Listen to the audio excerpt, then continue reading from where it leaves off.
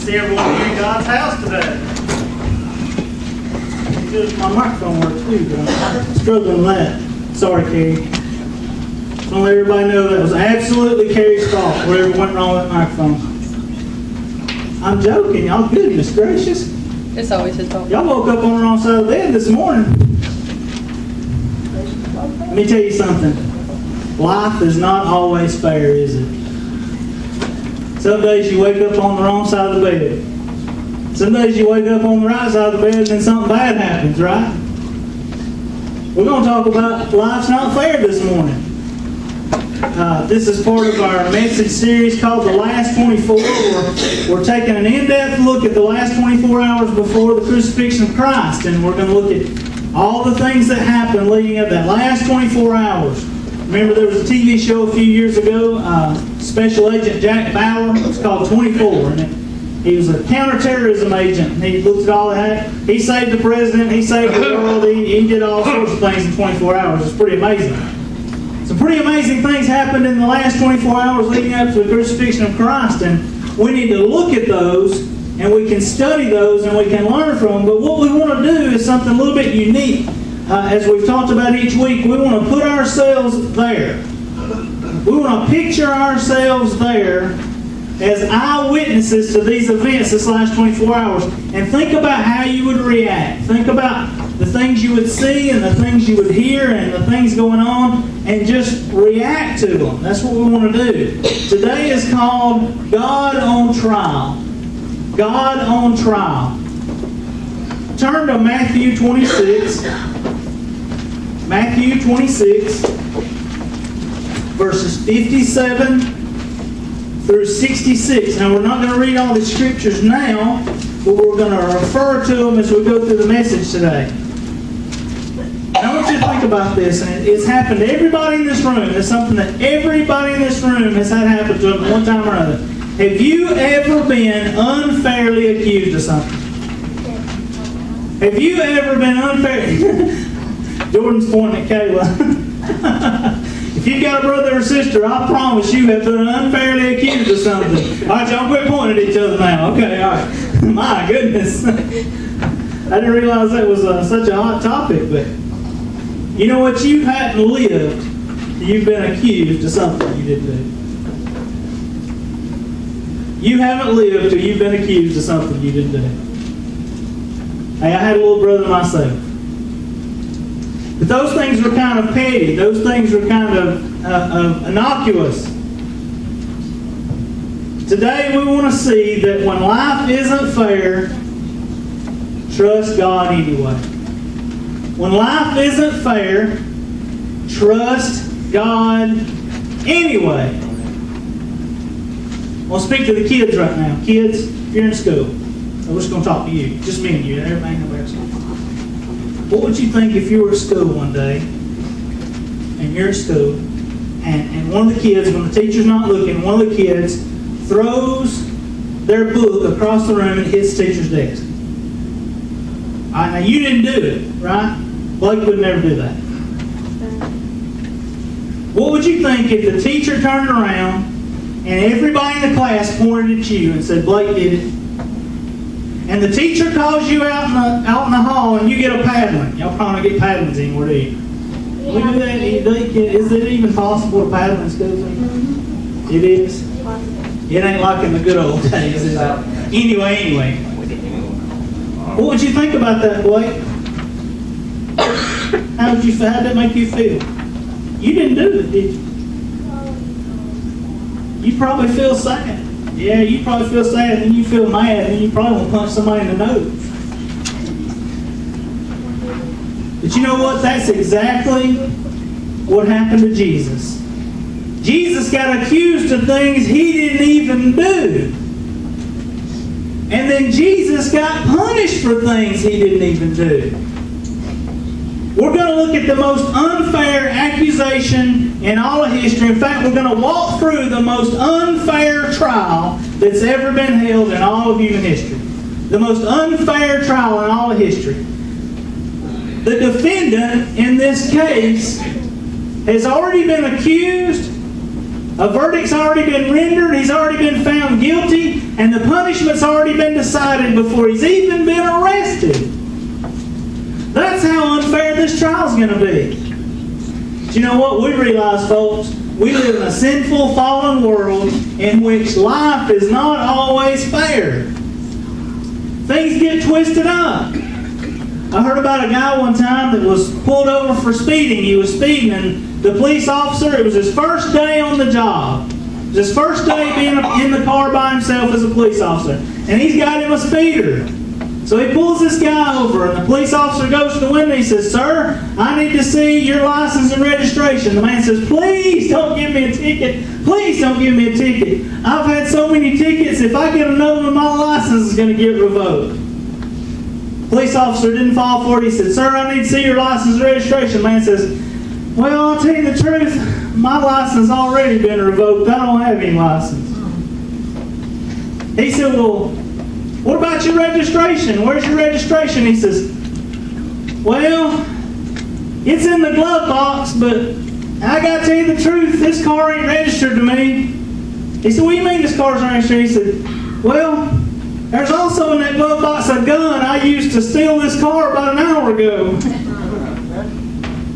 Officer says, "What would you do that for?" He says, "Well, I just had some things go wrong in my life." He said, "In fact, I used that same gun that ain't registered to me to steal this car. And then I robbed a bank with it, and there's a bunch of money in the trunk. So please don't ask me to open the trunk." Well, the police officer pulls his gun out, and he holds him down with the gun, and he calls for backup. Well, within minutes, cars piled in around there. There's police cars surround the car. And the police captain gets out of his car and comes up, and he's got his gun held on the guy, and he says, "Sir, I need to see your license and registration."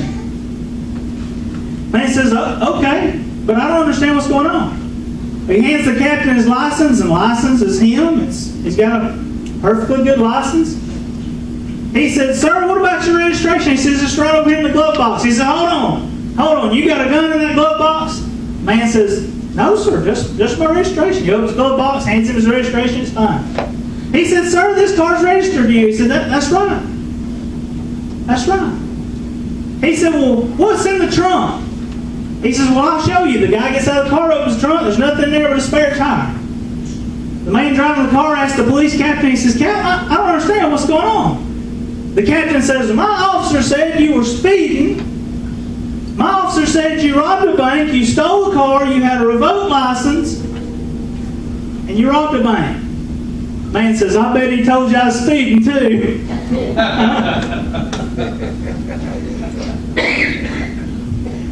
Needless to say, they let it go. Life's not always fair.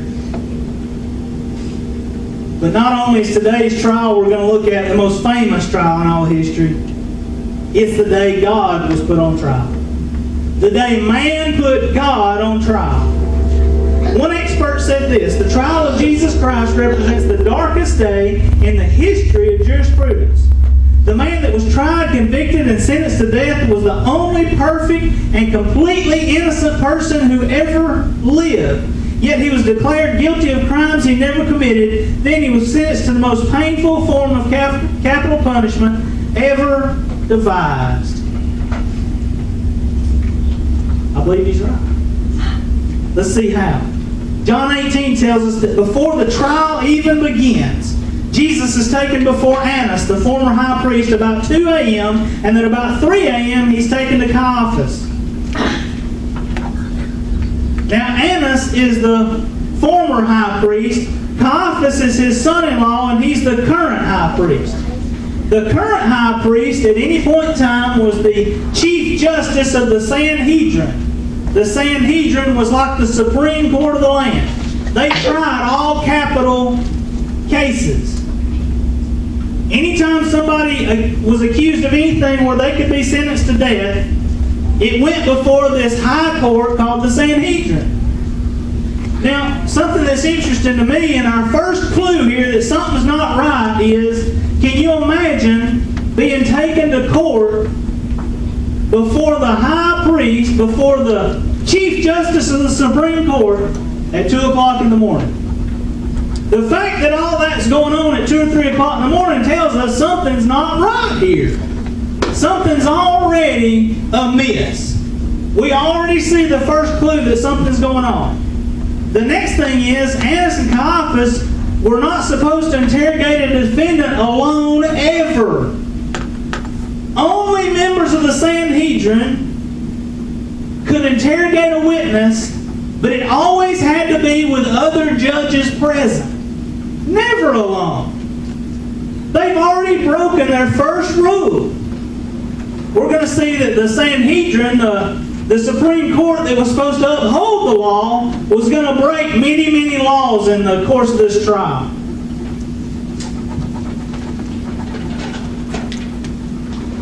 Now you need to understand, the high priest here,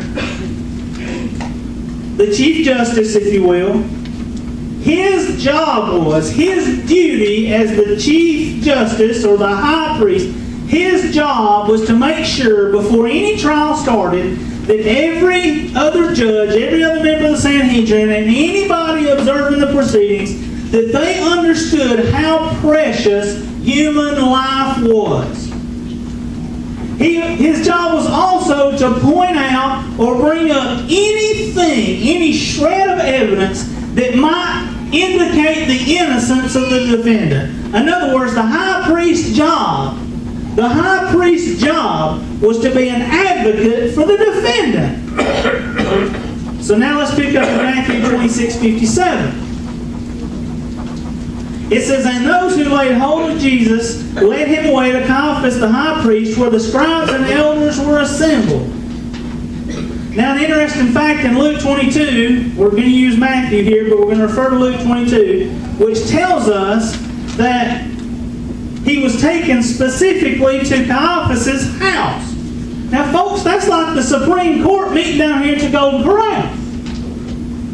The Supreme Court, then the Sanhedrin, was only supposed to meet in one place called the Hall of Judgment. They were never, according to the law, ever supposed to meet anywhere else except for the Hall of Judgment. Ever. So we've already broken the rules. We've already got the Supreme Court assembled at 2 or 3 o'clock in the morning. Now they're meeting in somebody's house. Something's not right. Something's not right. I don't know about you, but that tells me they had something planned before this all began, didn't they?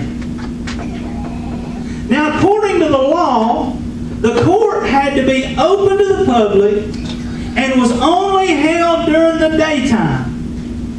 Also, in capital cases where somebody could be sentenced to death, the proceedings, the trial had to take place during the daytime and had to take place over at least 2 days to ensure fairness, to ensure impartiality. But we're going to see Jesus was arrested, tried, convicted, sentenced, and put to death all in one day, because the Jewish day starts at 6 in the evening, ends at 6 the next evening. All in one day. Seems like the rule enforcers aren't going to follow the rules here, does it? But it gets worse. Look at verse 59 of chapter 26. "Now the chief priests, the elders, and all the council sought false testimony against Jesus to put him to death." There's 3 things we want to notice here. First, the judges are acting as the prosecuting attorneys. The judge's job was not to call witnesses, and it was not to prosecute the case. The judge's job was to hear the evidence and give a judgment. Also, they're bringing false witnesses against a defendant that has not been charged with anything yet. How about that? How would you feel if you got arrested, you weren't even taken to jail, you were taken directly in the courtroom, and then they started bringing witnesses out to tell about what you've done, and you hadn't even been charged with anything yet? How do you even defend yourself in that case? Then, to ensure fairness, charges had to be brought by an outside party. Had to be brought by an outside party. But here, the charges are being brought by the judges themselves. The Sanhedrin is bringing the charges against Jesus. That was never supposed to be the case. They were to try the case. They were to judge the case. They weren't supposed to call witnesses. They weren't supposed to bring charges. Charges were to be brought by the outside entities to the Sanhedrin, to the Supreme Court, and then they were to judge the facts. So as long as we're circumventing the rules here, look at verse 60, the end of verse 60, and then verse 61. It says, even though many false witnesses came forward, they found none. But at last 2 false witnesses came forward and said, this fellow said, I am able to destroy the temple of God and build it again in 3 days. What's the obvious problem with this? Absolutely. I was a paramedic before, many of you know this, and one time I had to testify in a capital murder case. And I remember distinctly the day they told me to come to the courthouse, the day they told me the time they were supposed to be there, I went there, and guess what they had me do? They wouldn't even let me go inside and hear what was going on. You know why? They wanted my testimony to be mine alone. They didn't want any opportunity for me to hear other witnesses that might change, that might influence what I testified to. So witnesses in a capital trial are sequestered. They're never allowed to sit in the courtroom and hear what the other witnesses had to say. But not in Jesus' trial. Not in Jesus' trial. We're just going to keep calling false witnesses till we get one to say something we like. We're not following any of the proceedings here. We're not following any of the law here. So instead of stopping this travesty of justice, Caiaphas, the high priest, the advocate for the defendant, supposed to be, in verse 62 we read, and the high priest arose and said to him, do you answer nothing? What is it these men testify against you? Now in any court case anywhere, witnesses against a defendant are cross-examined by that defense. The defendant is given an opportunity to cross-examine the witnesses. Now can't you imagine these 2 clowns that have come forth and they've said this lie against Jesus and it was a lie? They've come forth and they've said these lies against Jesus. Don't you imagine if Jesus had been given a chance to cross-examine them, to ask them some questions, don't you believe he could have gotten them tripped up? He wasn't even given a chance, was he? We're not cross-examining any witnesses.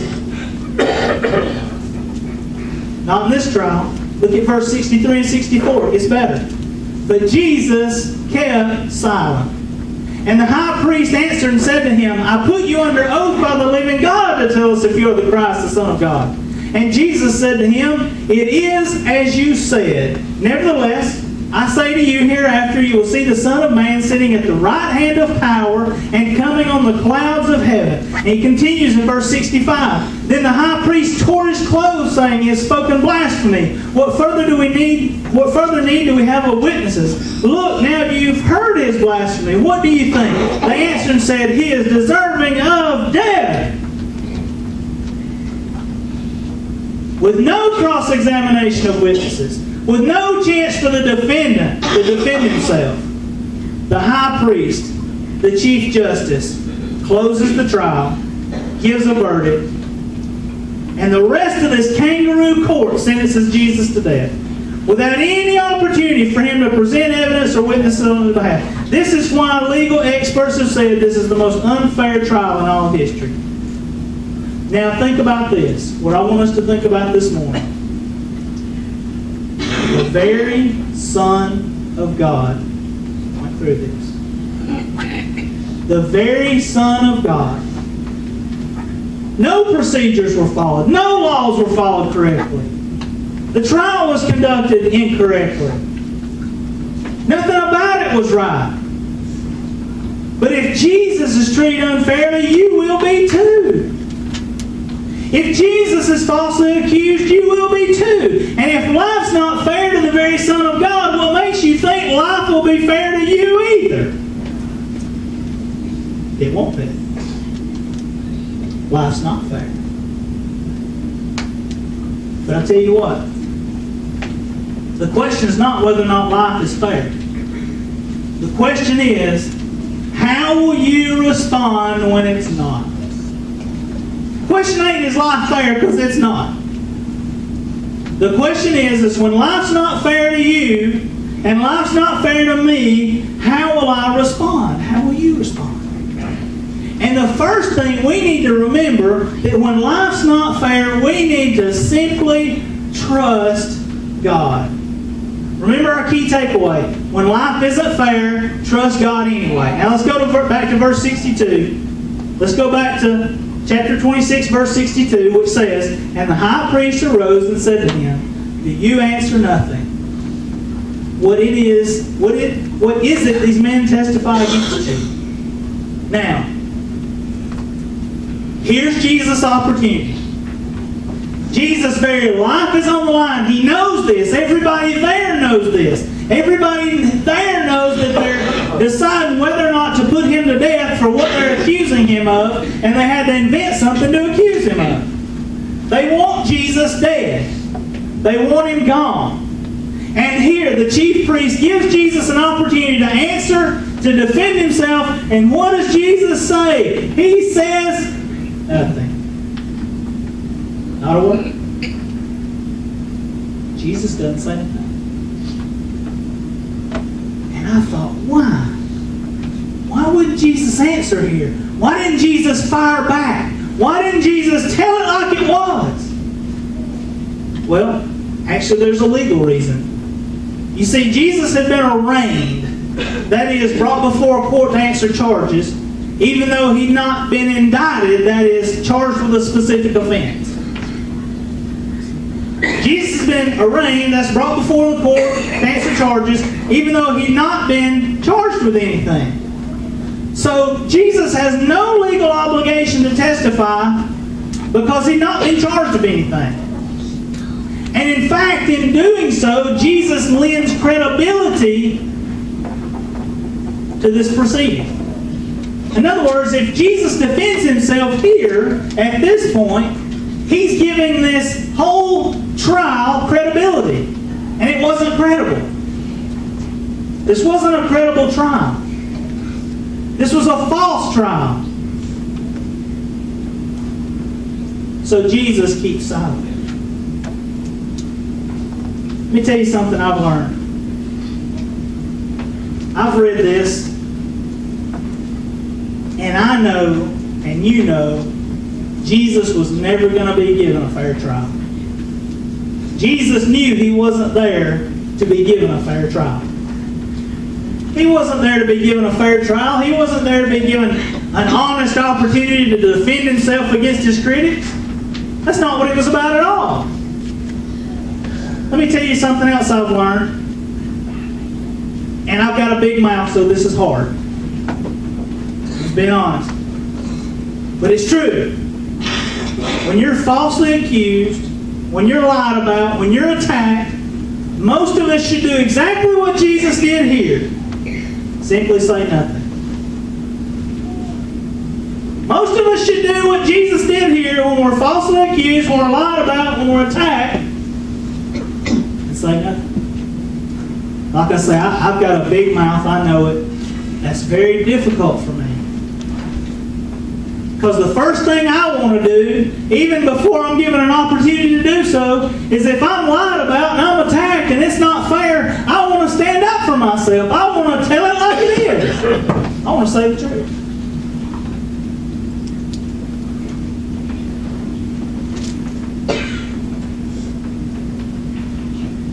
But you see, when you're falsely accused, and your heart's right, and your character's right, and your motives are right, the best thing you can do is say nothing and trust God. You know, I heard this quote one time, and I really love it. It says, if you will take care of your character, God will take care of your reputation. I I love that, so I'm going to say it again. If you will take care of your character, God will take care of your reputation. Too many times I've said, well, I've got to say something here. I've got to interject something here. I've got to stand up here. We've got to do something.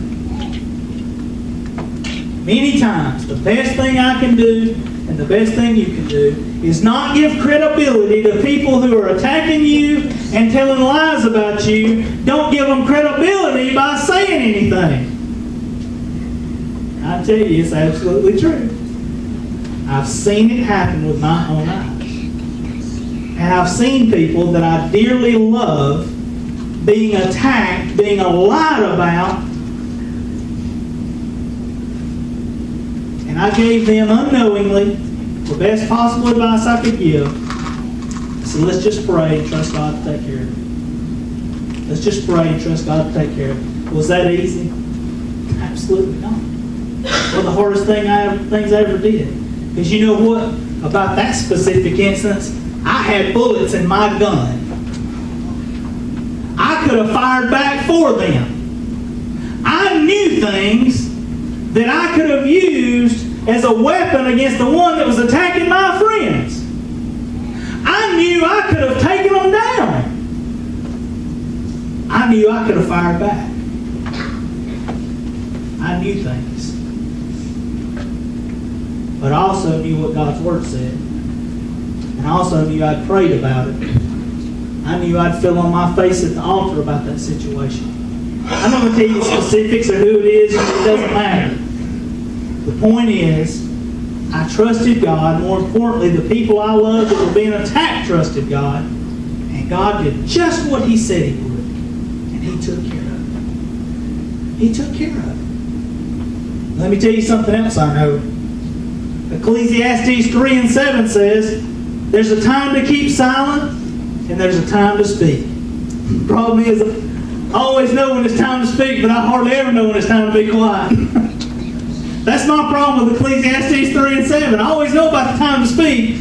I just can't ever recognize when it's time to shut up.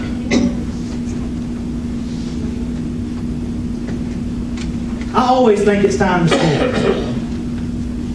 The time to keep silent part, that's what I have trouble with. But anyway, Jesus teaches us something about when life is unfair. Sometimes it's time to be silent. And sometimes it's time to speak. And it's when it's time to speak that we need to remember this. Tell the truth. Tell the truth. If you answer a lie with a lie, you're just as bad as the liar. If we answer a false attack with a false attack, we're just as bad as the attacker. In fact, that's just what the devil wants us to do. But remember, sometimes it's time to be quiet, trust God. And sometimes it's time to speak, and when we do, we need to tell the truth. Now, most of you have been walking through that trial. You may be thinking Jesus needs a good lawyer. Problem is, lawyers are sneaky. Now look, I've got some lawyers that are good people that I dearly love, but they're just like four-leaf clovers. They're hard to find. I heard about a lawyer one time, and well, the story starts with a butcher. There's a man, he's a butcher, and he's got a butcher shop. And this dog runs in his butcher shop and grabs this pork roast and runs off with it. Well, the butcher knows that dog is the lawyer's dog, but he knows this lawyer is greedy, and he knows this lawyer is selfish, and he knows this lawyer's not going to want to pay for that pork roast that his dog took. So the butcher thinks, I'll get him, I'll trap him, I'll trick the trickster. The butcher calls the lawyer and he says, hey man, let me ask you something. The lawyer says, okay. He says, I need your legal advice here. The lawyer says, okay, no problem. He says, if a dog runs in my butcher shop and takes something and runs out with it, is the owner of that dog legally responsible for what that dog took? The lawyer said, absolutely. The butcher said, well, I'm glad to hear you say that because your dog ran in my butcher shop and took the pork roast. The lawyer said, he did. The butcher said, absolutely. The lawyer said, well, what's the value of said pork roast? The butcher says, $15.95. It was a good pork roast. The lawyer says, no problem. I'll send you a check. Well, the butcher, thinking, I've got one over on my lawyer friend, hangs up the phone. He's feeling very satisfied. Sure enough, a couple of days later, there's an envelope in the mail from the lawyer's house. He opens it up. There's a check for $15.95 and a bill for $200 for legal advice. You can't trust a lawyer. Like I say, there's some out there you can trust, but they're all four-leaf clovers. They're hard to find.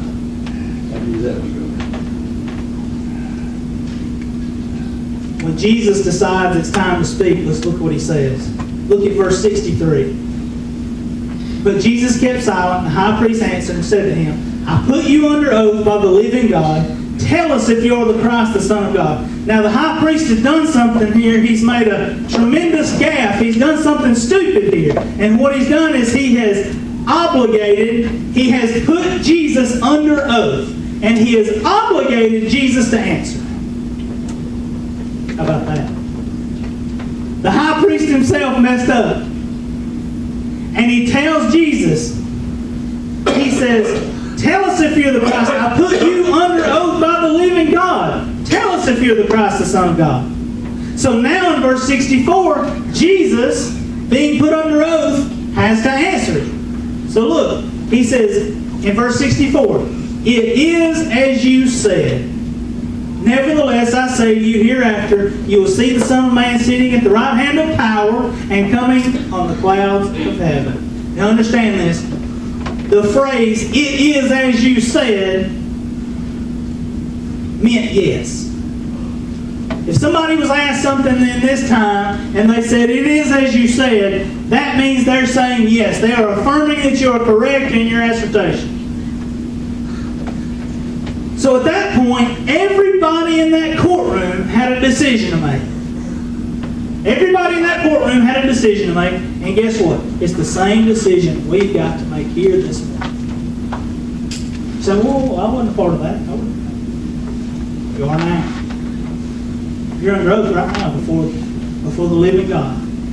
You've got to decide something this morning. It's the same thing they had to decide there today, that day. Either Jesus was guilty of blasphemy and he's not God, or he's innocent of blasphemy and he is God. Now remember this. Not a single witness could be found to convict Jesus of any wrongdoing. That's some of the strongest evidence in all Scripture. If there could have been a credible witness brought forth that could have accused Jesus of some wrongdoing, that could have accused Jesus of sin, don't you think that would have brought that witness that day?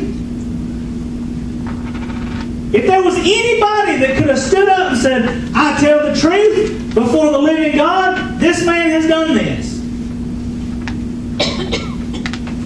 If Jesus had ever done anything wrong in front of anybody that anybody knew about, they'd have been there that day.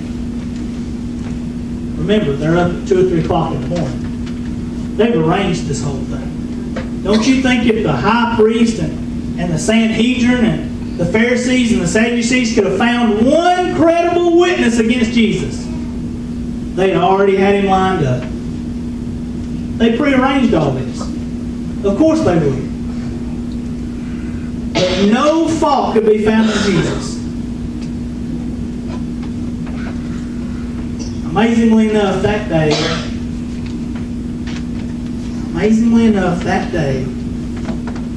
God was put on trial by men. God was put on trial by men. Don't you think it's ironic? Don't you think it's ironic that God was put on trial by men? But here's the thing. Those same men are going to be put on trial by God one day. And folks, look at what's going on in the world around us. I'm not going to get into current events, but if you turn on the TV, you look at the news, you see the things going on in the Middle East. Folks, our nation has made an agreement with Iran to let them get nuclear weapons. What do you think is fixing to happen? That's the same people that said they needed to get rid of the big Satan, meaning America, and the little Satan, meaning Israel. This is the nation that we've now just agreed to give nuclear weapons to. What do you think's fixing to happen? Do you think Iran's going to make nuclear weapons and then say, oh, well, we're just going to hang on to these. We're not going to use them or anything. We just want to have them. Do you think for a minute Israel's going to let that happen? I'm speculating here. If you disagree with me, we can talk after church. Because I need to enlighten you about some things. If you think Israel's going to sit by and let themselves get attacked with nuclear weapons by Iran, you're wrong. What do you think's going to happen when Israel stops that from happening? I see visions of mushroom clouds. I see bad things happening. Look at what's happening around the world. The world is bigger than Choccolocca, Alabama. The day that men judged God was right there in Matthew 26. But the day that God is going to judge men once and for all is coming. And it's coming very, very soon. I know preachers have been saying that for 100 years. But I look around the world and I see the magnitude of the things happening.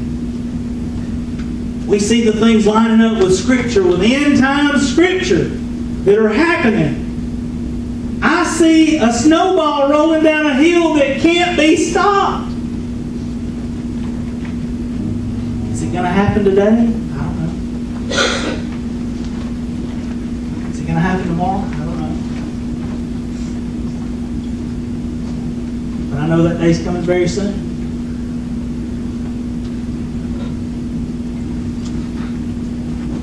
And that decision for every one of us is nigh at the door. Is Jesus who He said He was? Or is He not? He's given that to every one of us to decide, just like we were sitting in that court that day. He's given that to every one of us to decide. Is Jesus who He said He was?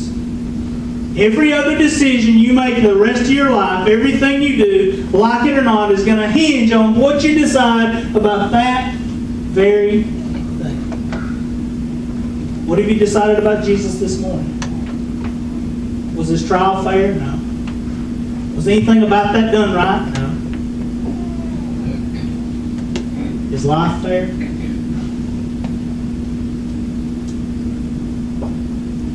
Here's what I can tell you, heaven will be fair. There'll be a lot of people in heaven that don't deserve to be there, including me. I don't deserve to be it. But I know I'm covered by the precious blood of Jesus. And I pray with all my heart that everyone here knows that this morning.